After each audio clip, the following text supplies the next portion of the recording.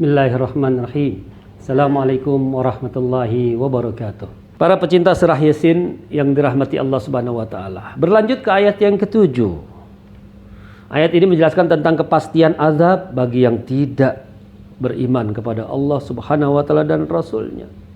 Dengan tegas Allah menyatakan dalam firman-Nya, laqad haqqal qawlu ala aktsarihim fahum la yu'minun. Sungguh pasti berlaku perkataan atau hukuman terhadap kebanyakan mereka karena mereka tidak beriman. Para pecinta surah Yasin rahimakumullah. Dalam tafsir Imam At-Tabari dikutip pendapat Ibnu Jarir rahimahullah. Beliau mengatakan laqad wajabal azab. Bukan hanya sekedar pasti, bahkan azab itu wajib terhadap mereka.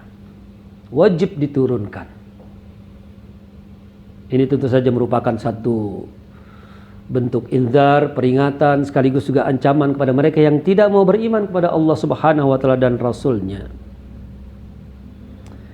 Kemudian Imam Ad-Dhahhak rahimahullah menyebutkan bahwa azab yang pasti akan diturunkan kepada mereka ini adalah sesuatu yang betul-betul tidak bisa ditolak sedikit pun, dicegah sedikit pun, ditahan sedikit pun, karena Allah Subhanahu wa taala sekali lagi sudah menyatakan dengan tegas terhadap orang-orang yang tidak beriman kepadanya dan kepada Rasul-Nya, laqad haqqal qawlu ala aktsarihim fahum la yu'minun.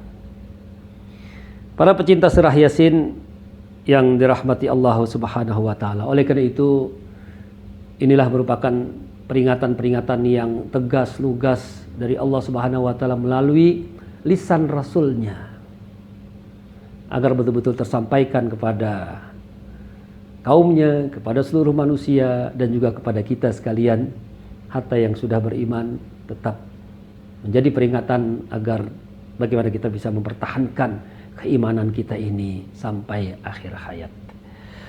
Para pecinta surah Yasin yang dirahmati Allah Subhanahu wa taala. Kemudian kita berlanjut ke ayat yang ke-8 yang menggambarkan tentang sikap sombong terhadap kebenaran. Allah mengistilahkan mereka dengan gestur bahasa tubuh. Orang-orang yang menentang kebenaran, menolak kebenaran, dan enggan menjalankan kebenaran yang datang dari Allah Subhanahu wa taala. Allah memperumpamakan mereka dalam firman-Nya, inna ja'alna fi a'naqihim aglalan fahiya ilal adqani fahum muqmahun. Sungguhnya kami menjadikan pada tengkuk-tengkuk mereka belenggu-belenggu, sehingga kemudian mereka letakkan tangan-tangan mereka ke dagunya, fahum muqmahun, maka kemudian mereka pun tertengadah karenanya. Ini menggambarkan satu bahasa tubuh seseorang yang oleh Imam Ad-Dhahhak rahimahullah disebut dengan al-istikbar anil haq. Sikap sombong, tidak mau menerima kebenaran, menolak kebenaran yang datang dari Allah, dan al-haq itu sendiri adalah al-Islam. Islam, agama yang didatangkan, diturunkan oleh Allah Subhanahu wa taala melalui Nabi kita Muhammad sallallahu alaihi wasallam.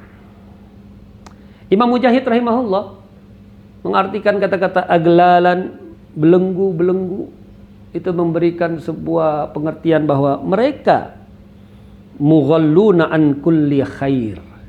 Mereka sudah dibelenggu dari segala kebaikan. Artinya tertahan dirinya dari segala kebaikan-kebaikan yang harus dijalankan. Hal itu semua terjadi karena disebabkan kesombongan mereka yang tidak mau menerima kebenaran. para pecinta surah Yasin yang dirahmati Allah Subhanahu wa taala.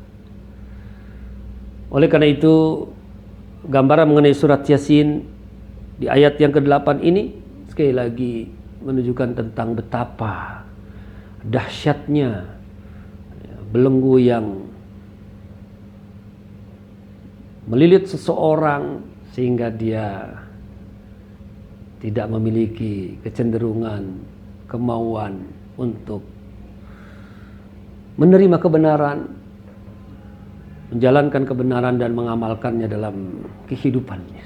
Dengan kata lain, kesombongan itu menyebabkan seseorang tidak mau menerima ajaran-ajaran Islam dengan baik, tidak mau menjalankannya dalam kehidupannya karena dalam dirinya masih ada belenggu-belenggu yang menggelayutinya. Para pecinta surah Yasin yang dirahmati Allah Subhanahu wa taala. Meskipun kata-kata aglal, belenggu ini juga diartikan dengan kiasan orang-orang yang kikir terhadap hartanya. Orang-orang yang tidak mau memberi. Oleh karena itu, di dalam ayat yang lain disebutkan bagaimana orang-orang Yahudi telah menyebutkan Allah Subhanahu wa taala dengan sebutan yang tidak layak. Sehingga di dalam surat Al-Maidah ayat 64, orang-orang Yahudi mengatakan, diabadikan ini di dalam Al-Quran, kata mereka, yadullahi maglulatun, tangan Allah sudah terbelenggu, seolah Allah tidak memberikan apa-apa terhadap mereka. Sehingga ini merupakan sebuah kecongkakan orang-orang Yahudi pada Tuhannya sendiri. Tapi kemudian justru Allah lah yang balik mengatakan kepada mereka, ghullat aydihim walu'inu bima qalu. Sebaliknya, justru yang dibelenggu adalah tangan-tangan mereka, orang-orang Yahudi itu, dan dilaknat mereka atas apa yang telah mereka ucapkan dengan lancang terhadap Tuhannya. Bal yadahu mabsutatani yunfiku kaifa yasha. Lalu diralat tuduhan keji orang-orang Yahudi kepada Tuhannya itu. Seraya Allah menegaskan, akan tetapi tangan Allah terbentang dan Allah selalu memberikan,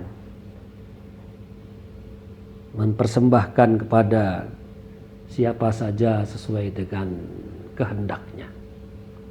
Aku qouli hadza wa astaghfirullahaladzim li wa lakum billahi taufiq wal hidayah.